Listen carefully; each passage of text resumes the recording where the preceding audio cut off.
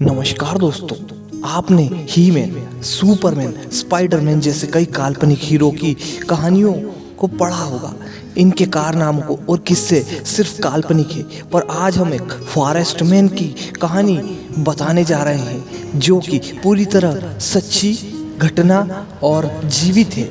जी हाँ दोस्तों, 1779 साल में असम के पास ब्रह्मपुत्र नदी में भयंकर बाढ़ आई थी, जिस बाढ़ में बहकर कई सारे सांप मरने लगे थे।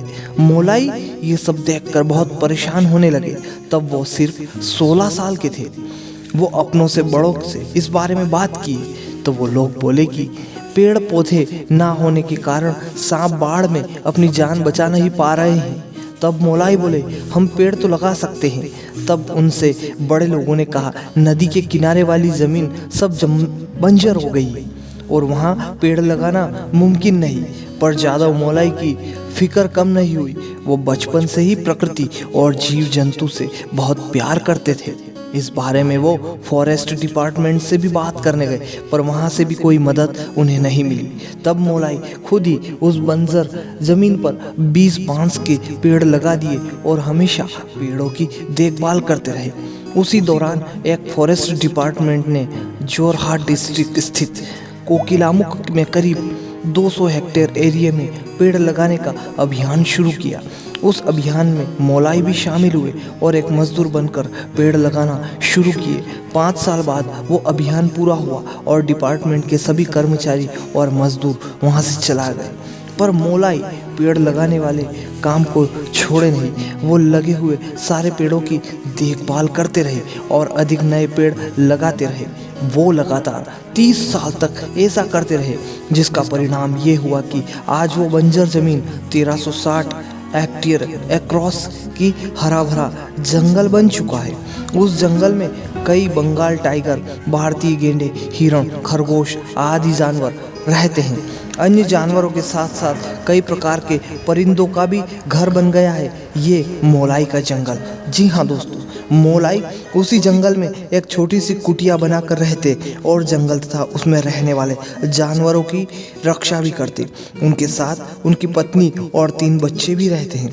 पूरा परिवार मिलकर जंगल में नए पेड़ लगाना और पेड़ों की देखभाल करता रहता। साल 2008 में एक पत्रकार ने मोलाई के इस काम के बारे में जाना और इस खबर को बाकी दुनिया तक पहुंचाया। मोलाई को इस महान काम के लिए कई पुरस्कार दिए गए। जी हाँ, 2015 में जादव मोलाई को पद्मश्री पुरस्कार से भी सम्मानित किया गया और उस जंगल आज मोलाई फॉरेस्ट के नाम से जाना जाता है और जादव मोलाई को इंडिया का फॉरेस्ट मैन भी कहा जाता है। पर्यावरण से प्रेम और जीव जंतु के जीवन को बचाने के लिए मोलाई ने अपना पूरा जीवन लगा दिया। बिना कोई स्वार्थ के वो 16 साल से ही मेहनत करते रहे और आज एक विराट जंगल उन्होंने अपनी मेहनत के बूते खड़ा कर दिया। एक साधारण इंसान के अगर साधारण काम करके पूरी दुनिया को बड़ी मिसाल दे दी। मोलाई असम के एक ट्राइब परिवार में जन्म लिए थे।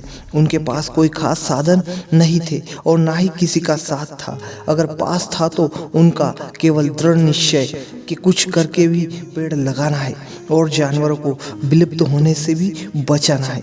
जी हाँ दोस्तों, वो चाहते तो औरों की तरह दूसरों को दोष दे सकते थे, सरकार और फॉरेस्ट डिपार्टमेंट की निंदा कर सकते थे और ये सोचकर बैठ जाते कि मैं क्या कर सकता हूँ, मेरे पास तो कोई साधन ही नहीं है। पर उन्होंने ऐसा नहीं किया।